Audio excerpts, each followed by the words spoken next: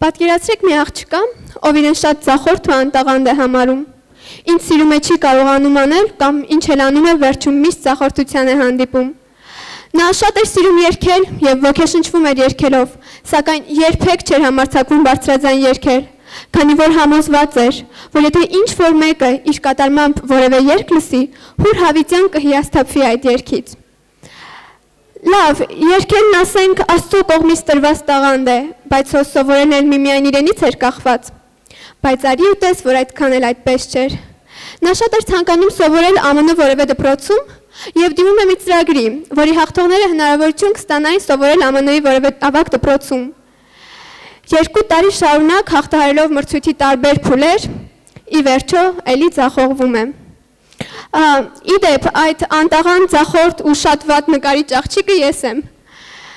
Իսկ հիմա եկեք տեղափոխվենք Նյու Յորքում գտնվող մետրոպոլիտան թանգարան եւ պատկերացնենք մի աղջկա, ով մի քանի րոպեից պետք է լեփ-լեցուն դահլիճում կանգնի եւ դիմի հարյուրավոր սփյուռքահայ եւ ամերիկացի բարերարների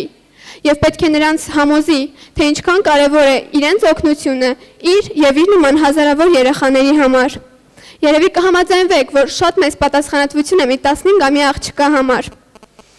Իդեպ, այդ աղջիկն եմ ես։ Երևի ձեզ հետաքրքրեց, թե ինչպես մի անտաղանդ եւ ձախորդ աղջկա բախտ վիճակվեց գտնվել մետրոպոլիտան թանգարանում, այն էլ այդպիսի մեծ պատասխանատվության տակ։ Իրականում դրանում օգնեց ինձ իմ անգլերենը, հենց այն անգլերենը, որի գիտելիքներն ինձ բավարար չէին ԱՄՆ-ում սովորելու համար։ Ճիշտ ասած երգերն ինձ օգնեցին, քանի որ իմ սիրելի անգլերեն երգերից էի սովորել հենց առաջին անգլերեն բառերը։ Երբ մի քանի րոպե մնացել իմ ելույթին, շատ էի վախենում, ամբողջությամբ դողում էի։ Մտածում էի, որ հենց բեմ դուրս գամ,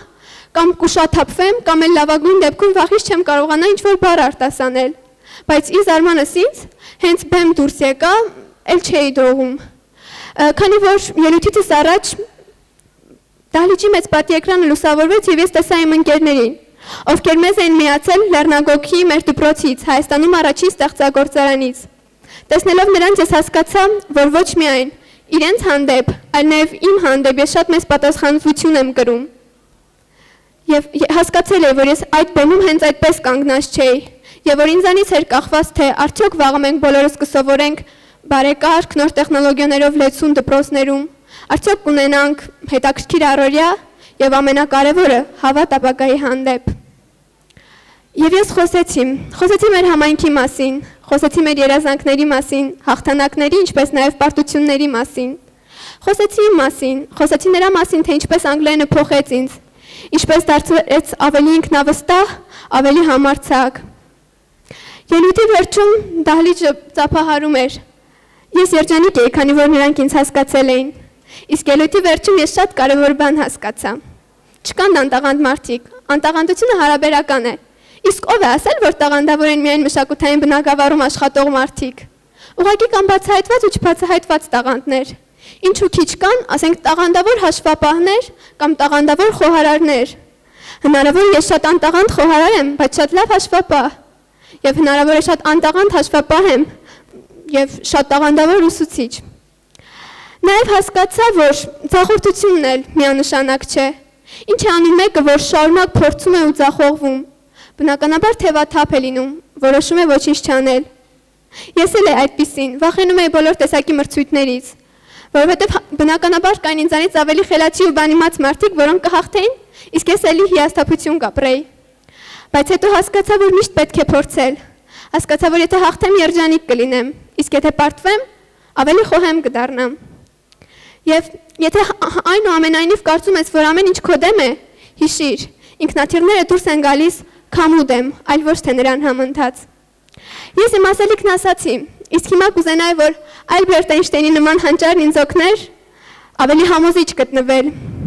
Եվ ես երբեմն անտաղանդ ու ձախորդ Անահիտս Ալբերտ Էյնշտեյնի հետ միասին դիմում եմ ձեզ։ Երբեք թույլ չտաս, որ ինչ-որ մեկն ասի, որ դու հանճար չես։ Դու յուրովի ես հանճար։ Երբեք ինչ-որ մեկին չդատես պակաս հանճար լինելու համար։ Մի ստիպիր ձկանը ծառ մագլցել եւ թույլ չտաս, որ ինչ-որ մեկը քեզ նույնը ստիպի։ Եթե ձկանը դատես իր ծառ մագլցելու ունակությամբ, նա իր ամբողջ կյանքը կապրի մտածելով, որ նա ձախորդ ու անտաղանդ է։ Եվ վերջում հիշիր, դու տաղանդավոր ես, ուղղակի պետք է գտնել, թե որտեղ է թաքնված քո տաղանդը։ Շնորհակալություն։